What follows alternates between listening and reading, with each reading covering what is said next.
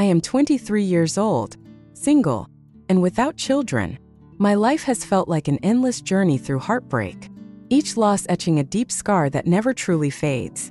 From a young age, I was introduced to the fragility of life, a lesson I would carry with me forever. When I was just 6, my father passed away. His death was sudden, and at that age, I was too young to comprehend what it meant to lose someone forever.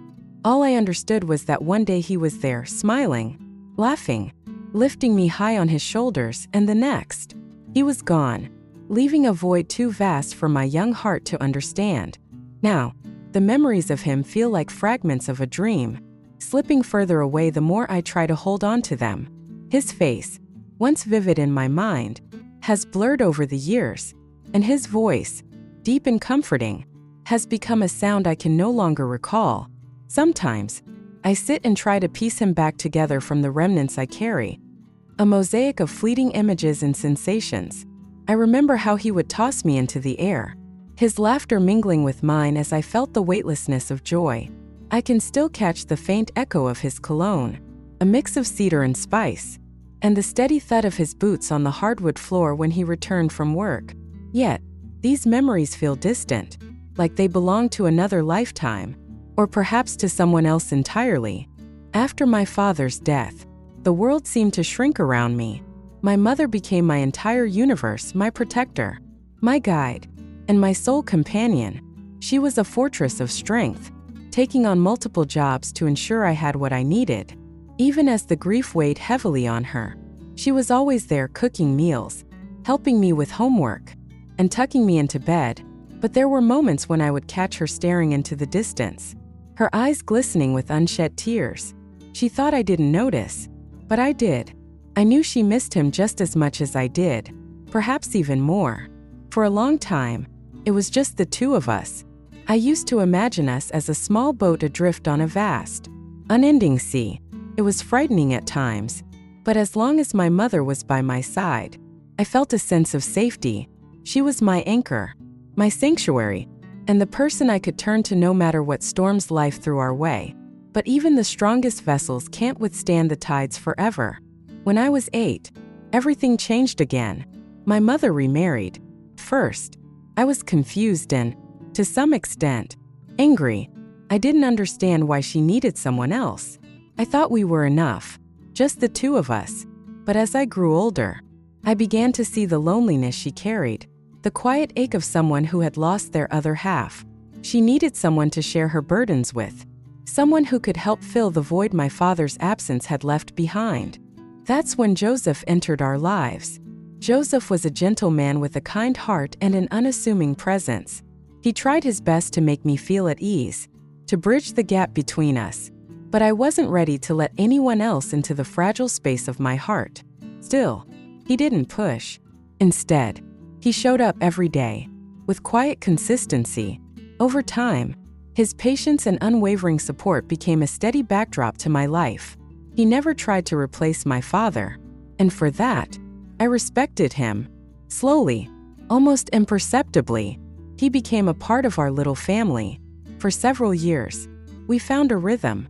It wasn't perfect, but it worked. Then, just 10 months ago, my world was shattered again. My mother, the one person who had been my constant, my rock, passed away. Her death felt like the earth crumbling beneath my feet, leaving me unmoored and adrift. The house that once buzzed with her energy and love now felt hollow, like a shell. Every room seemed to echo her absence. The kitchen, once filled with her soft humming as she cooked, now sat in silence. Her favorite chair in the living room, where she would curl up with a book or watch TV, remained empty, a haunting reminder of what I had lost. Even her scent, a faint trace of her perfume clinging to her clothes, felt like a cruel whisper of her presence, a reminder that she was gone and yet, somehow, still there. Joseph and I were left to navigate the silence together. But it wasn't easy. The house, which had once been a sanctuary, now felt cold and oppressive. We were like two ghosts drifting through its halls, each wrapped in our own grief. Joseph retreated to his workshop, spending hours tinkering with tools and bits of wood, while I buried myself in my studies, desperate for anything that could distract me from the ache inside. Our conversations were few and far between, not because we didn't care, but because neither of us knew what to say. The nights were the hardest. Lying in bed, I would replay memories of my mother, her laughter, her touch, the way she would tuck a stray lock of hair behind my ear. Through the thin walls, I could hear Joseph pacing in his room, his footsteps a metronome to the rhythm of our shared sorrow. We were both haunted by the same ghost, yet we couldn't find a way to reach out to one another. In the first few months after her death, I often wondered how life could possibly go on. How could the world continue to spin when mine had come to a standstill? But somehow, Joseph and I kept moving forward, not out of choice, but necessity. We were all each other had left, two broken souls trying to find meaning in the void she had left behind. First, we maintained our distance, each retreating into our own corners of the house. But gradually, small moments began to bridge the chasm between us. Shared meals, initially marked by an oppressive silence, became a fragile thread connecting us. Slowly, the quiet between us shifted from an unbearable emptiness to an unspoken understanding. Joseph began to ask for my help in the workshop, and I started to join him, not out of obligation, but because the act of working side by side brought a strange, quiet comfort. Grief is a heavy, unwieldy thing, but in those small, tentative steps toward each other, Joseph and I found a semblance of healing. We didn't need to fill the silence with words because, in our shared loss, we found a language of understanding that spoke louder than anything we could have said. And while the pain of losing her will never fully fade, we've learned how to carry it together. We still didn't talk much, but there was an unspoken comfort in simply existing together in the same space. It wasn't the kind of silence that begged to be filled. Instead, it felt like a fragile bridge between two people too weighed down by their own emotions to cross it completely. These small, seemingly insignificant interactions became moments that peeled back layers of Joseph I had never thought to notice. He wasn't the stern, distant father figure I had imagined when my mother first introduced him to me all those years ago. Instead, he was something else entirely, warm in his own quiet way, yet burdened by an invisible weight he seemed unable to share with anyone. Kindness revealed itself not in grand gestures but in subtle acts. The way he would ensure I had eaten before retreating to his workshop. The way he adjusted the thermostat without a word when he noticed me shivering. Or the rare, almost shy smiles he offered when we crossed paths in the hall. I began paying closer attention to these little things, the steady, deliberate way his hands moved when he worked on his projects, as if each piece he crafted held a fragment of his heart. It fascinated me how such precision could coexist with such quiet sorrow. I also began to notice the faint lines that etched his face, deepened by years of worry and loss, and the softness in his voice whenever he spoke about my mother. It was a tone of reverence, as if even mentioning her name might shatter something delicate and irreplaceable. These details, insignificant to anyone else, drew me in despite my own attempts to resist. First, I told myself it was grief, that I was simply clinging to the only person who could possibly understand the depths of my pain. But the more I noticed, the harder it became to dismiss the intrigue that tugged at my thoughts. Joseph wasn't just my stepfather anymore. He was a man, a deeply layered, complex individual I had never truly seen. Those layers both fascinated and terrified me. I found myself drawn to him, not as the authority figure who had reluctantly inherited the role of parent, but as someone who carried secrets I longed to uncover. One night, that fascination would lead us to a turning point I never anticipated. The anniversary of my mother's passing cast a shadow over everything. The day loomed heavy and unrelenting, an oppressive presence that neither of us could escape. The house seemed haunted by her absence, as if every room whispered memories of her laughter, her warmth, her irreplaceable energy. Even the walls felt alive with the weight of what we had lost. That evening, Joseph and I gravitated to the living room, bound together not by choice but by the shared gravity of our grief. Between us sat a bottle of wine, its presence unassuming yet heavy with unspoken intent. The first glass went down quickly, as if it might wash away the ache in our chests. and soon the words began to flow, tentative at first, then steady, as though the alcohol had unlocked a door we had both been afraid to open.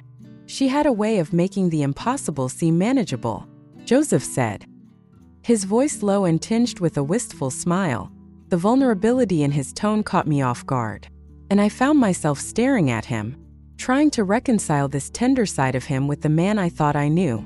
She was stubborn like that, I said, my voice trembling as tears threatened to spill. Once she decided on something, there was no convincing her otherwise. But that's what made her. She made everything feel safe, no matter how bad things got. As we traded memories, the air between us seemed to shift. I shared stories of her silly quirks, how she'd hum off-key while cooking, or the way her laughter could light up even the darkest days. Joseph added his own recollections, painting a fuller picture of the woman we both loved so deeply. She was my anchor, he admitted, staring into his glass. Losing her wasn't just losing my wife. It felt like losing the ground beneath my feet. Something in his confession struck me deeply, and I realized how little we had spoken about our grief. For the first time, I saw how much he had bottled up, just as I had, in a futile attempt to move forward without her. Yet here we were, letting the memories and emotions we had avoided for so long pour out between us. As the evening stretched on, our conversation became a delicate dance of laughter, tears, and long silences that felt more like understanding than avoidance. The room grew warmer, lighter, as though her memory was weaving itself into the fabric of our connection. In that moment, Joseph wasn't just my stepfather. He was someone who mirrored my pain, someone who shared my longing to keep her alive through the stories we told. I miss her, I whispered, my voice breaking. I do too, he replied, his eyes glistening with unshed tears.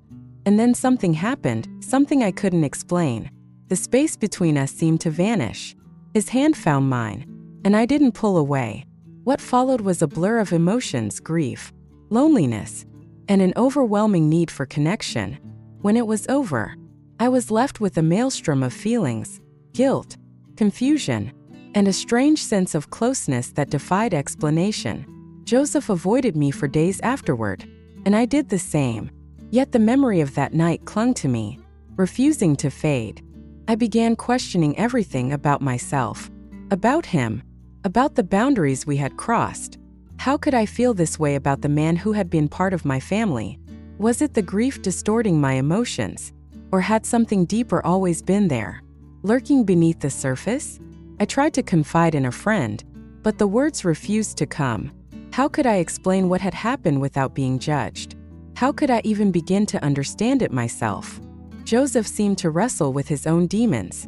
His hands trembled when we shared a table, and his eyes avoided mine as though looking at me might bring it all rushing back. Finally, unable to bear the tension any longer, I sought him out in his sanctuary, the workshop where he spent most of his time. We need to talk, I said, my voice firm but trembling as I stood in the doorway. He looked up, his expression shadowed by guilt and something I couldn't quite name. I know, he said quietly. We sat across from each other in the living room, the same space where everything had changed. The silence between us was thick, almost suffocating, but eventually, he broke it. I'm sorry, he said, his voice heavy with regret. I never meant for that to happen. I don't even know what came over me. I don't either, I admitted, my voice trembling under the weight of unspoken emotions. But we can't ignore it. We have to figure out what this means. For both of us. What followed was, without a doubt, one of the most challenging conversations of my life. A conversation that seemed to stretch into eternity. We spoke about my mother, her absence, and the relentless grief that had enveloped us both like a suffocating fog. We talked about the loneliness that had crept into our lives when we weren't looking, about the desperate yearning for connection, and the unthinkable lines we had crossed in that longing. It was raw, unfiltered, and profoundly painful. As the words spilled out, I realized how deeply we had both been drowning in our sorrow, trying and failing to stay afloat in our separate ways. The memories of my mother hung heavy in the air, an undeniable presence in a room filled with silence between sentences. In the end, through tears and the occasional bitter silence, we came to an agreement. This was too much for us to navigate alone. We needed help, real, professional help. With no small measure of trepidation, we decided to seek therapy together. It was a step neither of us had ever imagined taking, but it felt like the only way forward, the only way to untangle the dense web of emotions that had ensnared us. Therapy was no magical solution. The sessions were grueling, often leaving us emotionally drained and vulnerable in ways we hadn't anticipated. We were forced to confront truths we had buried for years, truths we barely even admitted to ourselves. There were moments I wanted to walk away, to retreat back into the numbness that had protected me for so long. But with each painful revelation, I could feel the first fragile threads of healing beginning to take root. As time went on, the bond between Joseph and me started to shift. It was subtle at first, less about the words we exchanged and more about the way we treated each other. The sharp edges of our interactions softened, replaced by a newfound respect and understanding. Slowly but surely, our relationship transformed into something healthier, something more sustainable. For the first time, I allowed myself the grace to forgive not just Joseph, but myself as well. Forgiveness didn't come easily. It required confronting parts of myself I had long ignored. But with every breakthrough, I could see glimpses of a future where the shadows of the past no longer held me captive. Looking back now, I see how life defies simplicity. Love, grief, and the human need for connection are never neat, never straightforward. They are messy, tangled forces that demand vulnerability and courage. And yet, I've learned that even in the aftermath of our deepest wounds, healing is possible. Joseph and I are still a work in progress, navigating the complexities of our lives. It's not perfect, and awkward moments still linger like echoes of the past. There are silences we haven't yet bridged and memories we may never fully unpack. But we've found a rhythm, a way of coexisting that feels steady, even if not seamless. We don't talk much about what happened anymore. Instead, there's a quiet, unspoken understanding between us, a mutual acknowledgement of the pain we endured and the losses that shaped us. It's a bond built not on words, but on the shared recognition of survival and resilience. As for the future, I've stopped trying to predict it. I'm learning to embrace the uncertainty, to accept that life will always be a blend of joy and sorrow. It's a delicate balancing act, but one I feel increasingly capable of managing. Each small step forward brings me closer to a version of myself I had almost forgotten. A self that believes in hope, that sees beauty even in the midst of chaos. It's not an easy journey, but it's mine, and I'm determined to see it through. For now, I hold on to the belief that joy can coexist with pain, that growth is possible even when the odds seem insurmountable. With each passing day, I reclaim a little more of who I am, and though the road ahead is uncertain, I am learning to trust that I have the strength to build something new, something meaningful. Thank you for taking the time to watch our videos. If you find the content useful and interesting, don't forget to like, share, and especially subscribe to the channel so you don't miss any new videos. Our channel will always update attractive, inspiring, and useful content for you. Click the bell icon to receive notifications as soon as there are new videos. Your support is the biggest motivation for us to continue to develop. Thank you and see you in the next videos.